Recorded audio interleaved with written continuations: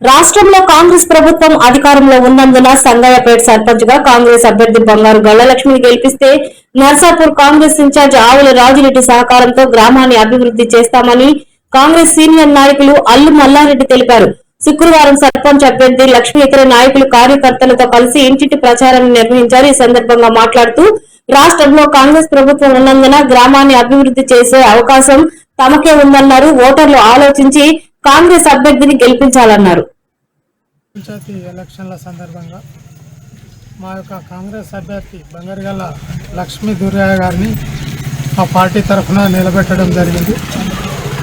ఇటువంటి కాంగ్రెస్ ప్రభుత్వంలో ఒక 10 సంవత్సరాల నుంచి ఒక్క గృహం లేదు, ఒక్క విలేజ్లల్లో ప్రజలందరికీ తెలుసు, ఒక రేషన్ కార్డు లేదు. ప్రతి కార్యక్రమాలు చేసుకుంటా ఇలా రేవంత్ రెడ్డి గారు ప్రజలల్లో మన్నన పొందిండు. రేపు సర్పంచ్ అభ్యర్థి మా విలేజ్లో కాంగ్రెస్ అభ్యర్థిని గెలిపిస్తే మా ఆవుల రాజిరెడ్డి సాబు ద్వారా రేవంత్ రెడ్డి వారి యొక్క ఆశీస్సులతోని గ్రామం అభివృద్ధి చేస్తాము.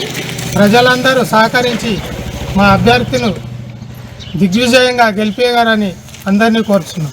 జై కాంగ్రెస్. స్థానిక సంస్థ ఎన్నికలు కాకుండా ఏదో ఇవాళ మేము ప్రజల్లోకి వచ్చినామనే భావన కాదు, కానీ ఊరు ప్రతి గ్రామాన తిరిగి ప్రతి వార్డులో తిరిగి మేము ఏ పని సమస్య ఉన్నదో ఆ వార్డుల మోరి కానీ రోడ్డు కానీ ఏమున్నా అవి మన ప్రభుత్వము రూలింగ్లు ఉన్నది కాబట్టి దాన్ని మాకు అభ్యర్థిగా ఎంపిక చేసినట్టయితే ఆ ప్రతి పనిని నీళ్ళ సమస్య కావచ్చు రోడ్డు దృష్టికి తీసుకుపోయి మేము ఆ పనులను ప్రజలకు అందుబాటులో అన్ని పనులను సదుపాయం చేస్తామని చెప్పి ఈ